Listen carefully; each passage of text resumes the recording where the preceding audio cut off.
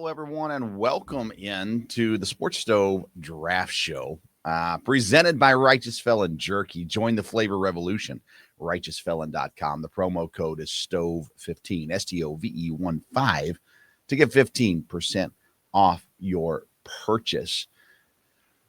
Whew, what a week we've had, right? College football was chaos all weekend long, and we're sitting here going, coaching changes, transfer portal, and I'm still looking to the draft. I'm looking ahead going, okay, we got so much fun things to do in the draft this year. We've looked at position previews. Yes, we made some mistakes throughout those previews. I am still a little surprised by some of the feedback that we got, but overall, very positive. Thank you for tuning in. Thank you for subscribing to the YouTube channel. Thank you for commenting and interacting as well with your likes and dislikes of these programs so far. We greatly appreciate it. So we're now entering into a new series here on the Sports Stove Draft Show.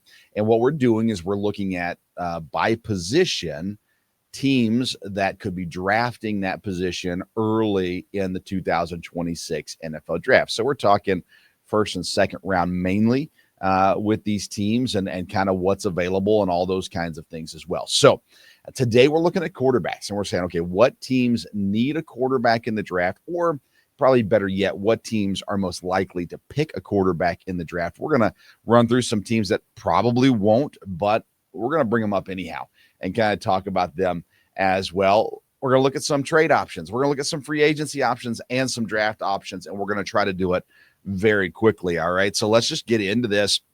And listen, this show goes very well with a side of beef jerky. And if you'll go to righteousfelon.com, order you some bootleg and barbecue or some Soul Survivor or some Foul Capone or some Bourbon Franklin, whatever flavor you like, if you'll order it, rip open the bag and just munch down on some beef jerky as we're going through these episodes, you will not regret it. All right, so here we go. Quarterback needs.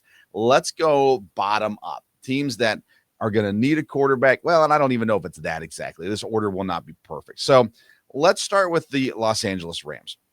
Matthew Stafford, he's got another year on his contract. He is aging, but boy, he's playing some really good football still.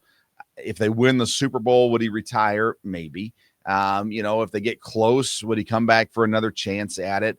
Maybe. We just don't know with Stafford. You never know with Matt Stafford what he's going to do. And he's playing so well. He's staying healthy. I kind of think he'd be back next year, but it still makes for a really good time to draft a quarterback. Especially, it's better to draft a quarterback this coming draft if Stafford returns in 26 versus if he doesn't, because then you've got something in place that you can develop and prepare for. That being said, I think the Rams are more of a free agency team or a trade team than they are a draft team this year. I think they need to. I think they have a great opportunity because of the way these quarterbacks are going to, fall down the draft boards. They're going to be second day draft picks now versus first day draft picks. A lot of these guys that we've talked about, the Drew Allers, the Cade Klubniks, and those kinds, Garrett Nussmeier, those kinds of guys, maybe even a Carson Beck. All those guys are not going to be as high as we thought they were in the preseason. So you can get a guy into the first round. You can get a guy into the second round, where maybe you say, hey, if we're going to take another run at this with Matt Stafford, then we can't spend our first round pick like the Packers did, to get a guy for the future. You've got to go get somebody that can help you now to get over that hump, whatever it may be, to get to the Super Bowl. So I don't think that they draft a guy in the first round this year. If Stafford retires, then that percentage would go up some, but I still think you're looking free agency. You got guys like Daniel Jones, who I'm sure will either stay in Indianapolis or go to Minnesota, but I think Indianapolis is going to re-sign him. Then you look at the guys who had free agency wise, there's not a ton of great guys out there. Mitchell Trubisky is a free agent. Do you give him a shot at it, right? Zach Wilson's a free agent. He's not the answer there either. So then you go to the trade aspect of it. You can trade for a Will Levis. Do you want to give him a second shot?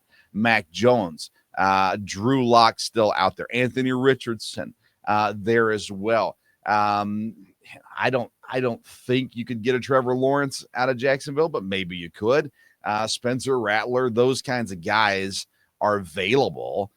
So Kyler Murray, right? Like, why not? So I think Stafford's back next year unless they win the Super Bowl. And I think that they could get a guy to develop or whatever it may be. But ultimately, I think the Rams probably don't go early with a quarterback this coming draft. Let's talk about the Dolphins. Tua Tagovailoa. I've been the anti-Tua guy from the day he was drafted. I just didn't like the NFL fit. He's been fine. He's, whatever. He's not turned out to be what they needed him to be. So then you're looking at Miami. Now, Tua's still around till 2029, contractually at the very least. They drafted Quinn Ewers in the 7th round this year. I'd be a little surprised if that's the answer in Miami.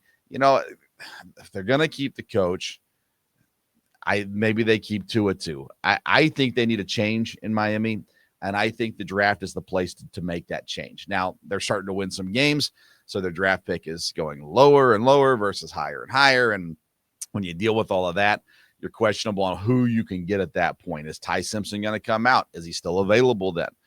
Right? Did one of these other guys rise up the board here in this final process? Does somebody come out that we're not anticipating coming out? Like right now, a lot of these guys are going to go back. John Mateer probably going back next year. We're going to have a conversation about Diego Pavia in just a minute, so stick around for that. I don't know the right option is sitting here for Miami to go first-round quarterback. Again, second round, third round, yeah, then you take a shot at a guy, but that's not guaranteed to be your answer. So then again, do you go free agency? Do you go with a veteran? Do you go with a second chance guy, a Kenny Pickett, a Trey Lance, those kinds of people? Do you try to make a big trade? Do you use Tua to package into something to make a big trade?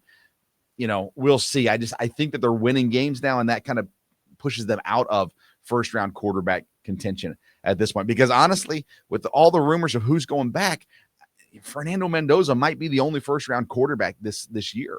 Now, maybe someone else comes in, but Ty Simpson very well could be going back to Alabama. So, there's that. Lenore Sellers, he's not coming out. He's probably going to Miami, but not the Dolphins, to the Hurricanes. You've got all these other guys that are talented, but they're not going to be in this draft. Now they're going back. So you're not going to draft a Cade Klubnik or a Drew Aller or a Garrett Nussmeier, and I don't think a Carson Beck in the first round this year. So it's basically Mendoza and Simpson, but it really feels like Simpson's going back. So Miami's probably out of it. New Orleans, listen, Tyler Shuck, he's not the answer. I've said that before, but New Orleans is not going to draft a quarterback in the first round this year, even being as high up in the draft order as they are. They're going to give, I believe, Tyler Shuck one full season next season. And if it doesn't turn out, then guess what? 2027 has loads of quarterback talent in it.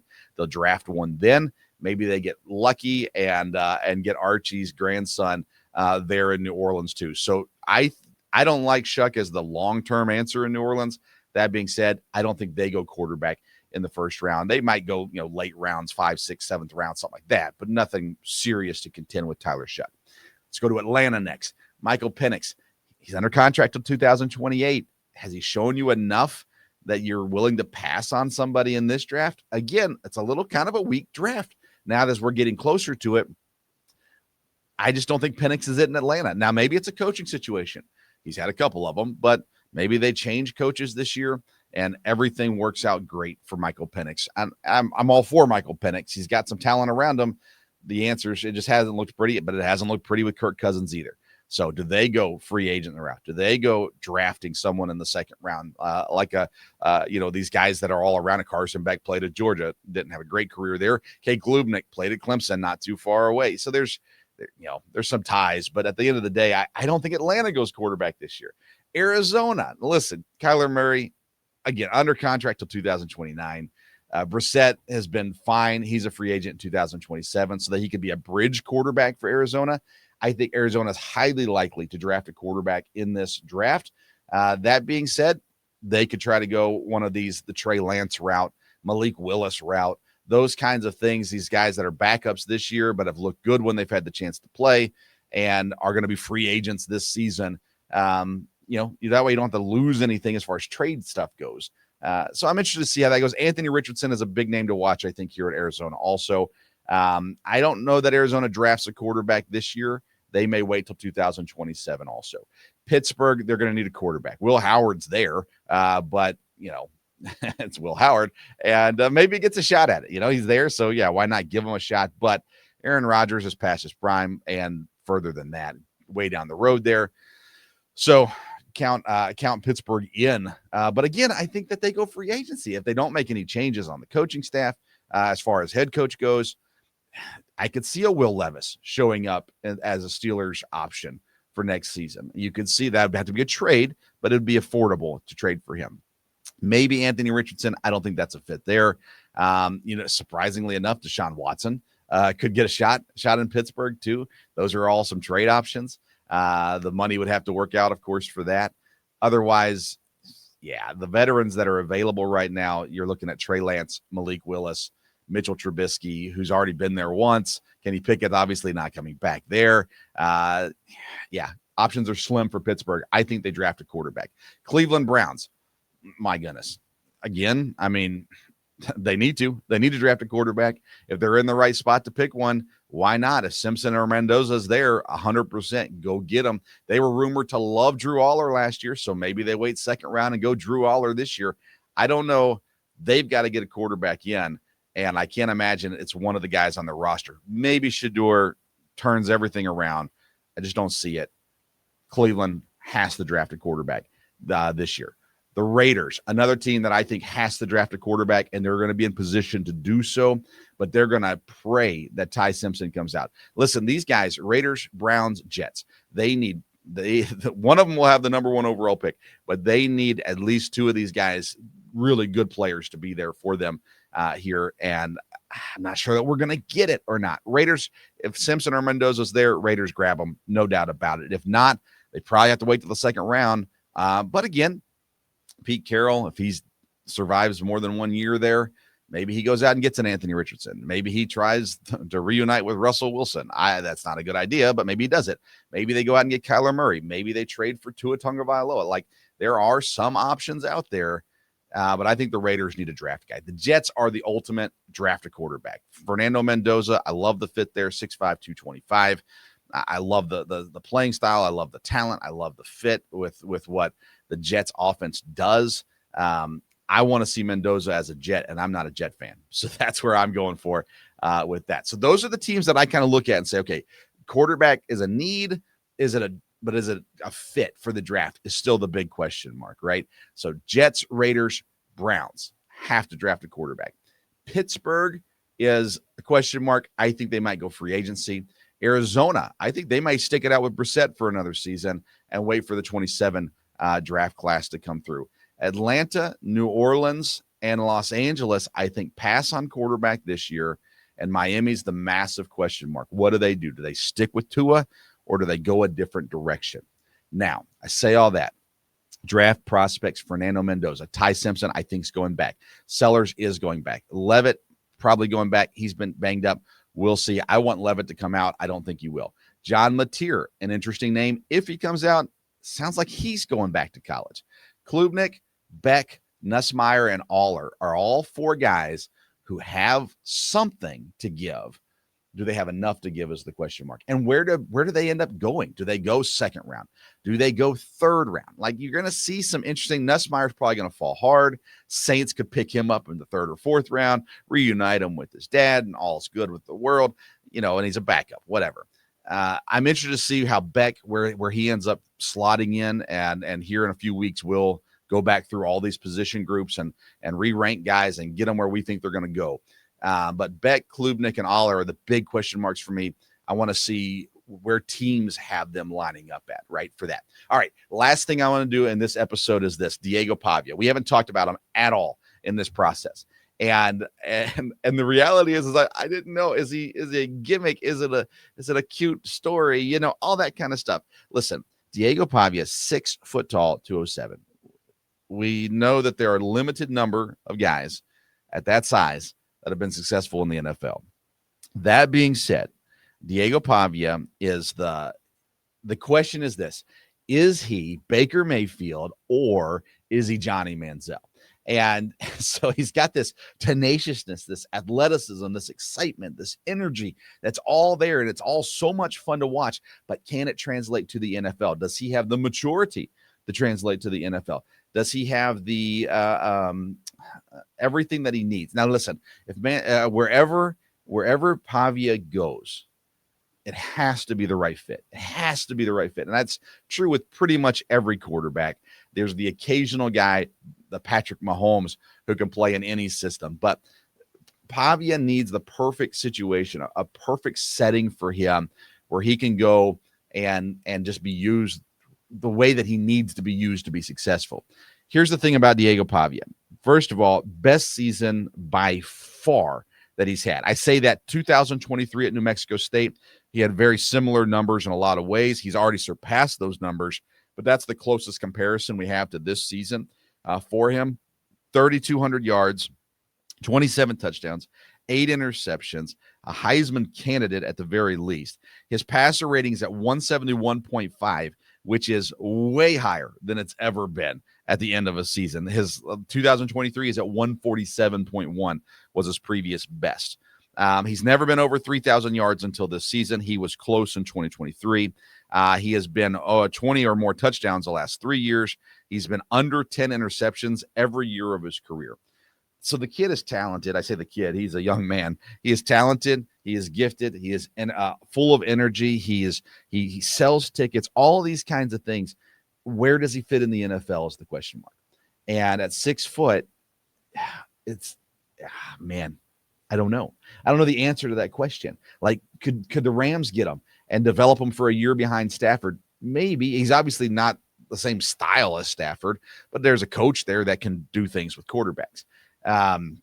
I look at Liam Cohen now. He's got Trevor Lawrence, so he doesn't need Diego Pavia. But would they draft him? And because he's coached Baker, and I think there's similar play style between Diego and Baker. So there's options there. There's Tampa to be Baker's backup.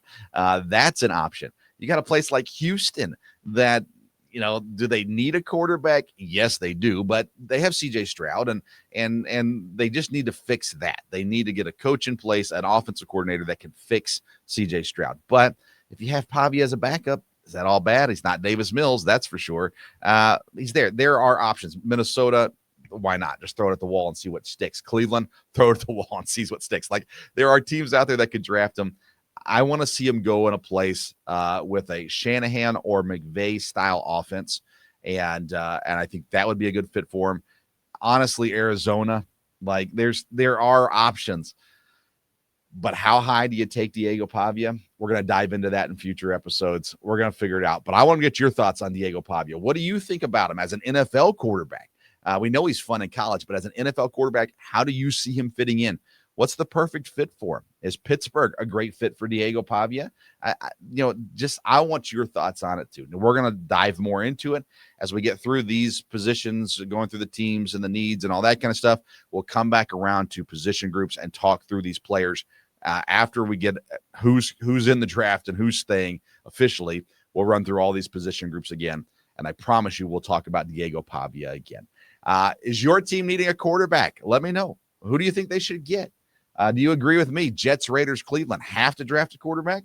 And then you've got the Pittsburgh, the Atlanta, the New Orleans, the Arizona, the Miami, the Los Angeles Rams. Is there a team I'm leaving off that you say, Vince, these guys have to get a quarterback? They just have to draft one this year. I want to know your thoughts on those things too. So best way to comment is on YouTube, the Sports Stove Media YouTube channel. Subscribe. Many of you have. Thank you for that. Many of you have commented, liked. Thank you so much for tuning into these episodes. Continue to do so. Tell your friends about them as well.